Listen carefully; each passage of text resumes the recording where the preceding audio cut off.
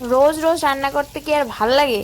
তবুও কিন্তু নিরামিষ থেকে মাছ মাংস অনেক ভালো। দেখো মাছটা আমি ভাজা করে নিচ্ছি, তারপরে এই আলুগুলো আমি সুন্দর করে আগে একটু হালকা সেদ্ধ করে নিয়েছিলাম। সেদ্ধ করে দেখো সুন্দর করে একদম দুটো কড়াই মিলে রান্না করছি তাড়াতাড়ি হওয়ার জন্য। মাছগুলি আমি সুন্দর করে ভেজে নিয়েছি উলট পালট করে। আর এখানে দেখো পেঁয়াজ কুচি আর কাঁচা লঙ্কা টমেটো ধুয়ে রেখে দিয়েছি। মাছগুলো আমার উল্টে পাল্টে ভাজা হয়ে গেছে। এবার দেখো আলুগুলিকেও একটু ফ্রাই করছি সুন্দর করে। আলুগুলি ফ্রাই করলে একটু ভালো লাগে। আর এখানে দেখো আমি আদা কাঁচা লঙ্কা তারপরে শুকনো লঙ্কা আর জিরে গুঁড়ো ধনে গুঁড়ো সব কিছু একসাথে মিশিয়ে একটু ভিজিয়ে মশলা বানিয়ে নিয়েছি। হালকা করে করছি মাছের ঝোলটা, বেশি কিছু দেয়নি, আলু দিয়ে করছি, হালকা পাতলা ঝোল ভাল লাগে আমার কাছে। তো এই দেখো আমি তাড়াতাড়ি করছি, রেসিপিটা কিন্তু খুব তাড়াতাড়ি হয়, তার জন্য আমি করছি। আর এইভাবে দেখো কত সুন্দর করে আমি টমেটোটা দিয়ে দিলাম। একদম সুন্দর করে ফ্রাই করতে হবে, ব্রাউনি ব্রাউনি করতে হবে। তারপরে যে মশলাগুলো আমি রেখেছিলাম ভিজিয়ে এগুলো আমি দিয়ে দিলাম।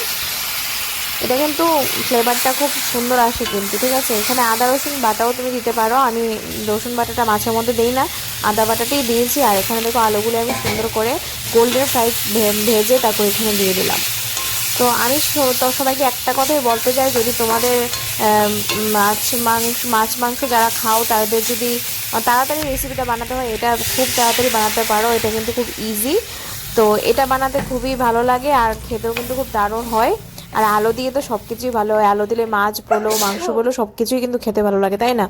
তো এই দেখো আমি কিন্তু সুন্দর করে এটাকে একদম ঝোল দিয়ে ঢাকনা দিয়ে দিয়েছি। আমার ঢাকনার উপরে জায়গাটা ভেঙে গেছে, এটাকে স্কিপ করে দিও প্লিজ।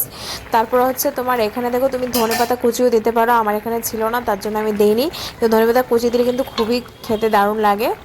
তো আমার দেখো ঝোলটা হয়ে গেছে আর আমি দেখছি যে আলুটা সিদ্ধ হয়েছে কিনা। আলু কিন্তু সিদ্ধ হয়ে গেছে। আর আলু খেতে কার কার ভালো লাগবে বলবে। আর বাঙালি বলে কথা, আলু সবারই ভালো লাগে। তো এই দেখো আমার মাছটা কিন্তু ভেঙে গেছে, ঠিক আছে। তো এটাকেও কিন্তু স্কিপ করে দিও। ভাঙ্গা হোক আর যাই হোক পেটেই তো যাবে, তাই না? আমরা তো ভেঙে ভেঙেই খাই।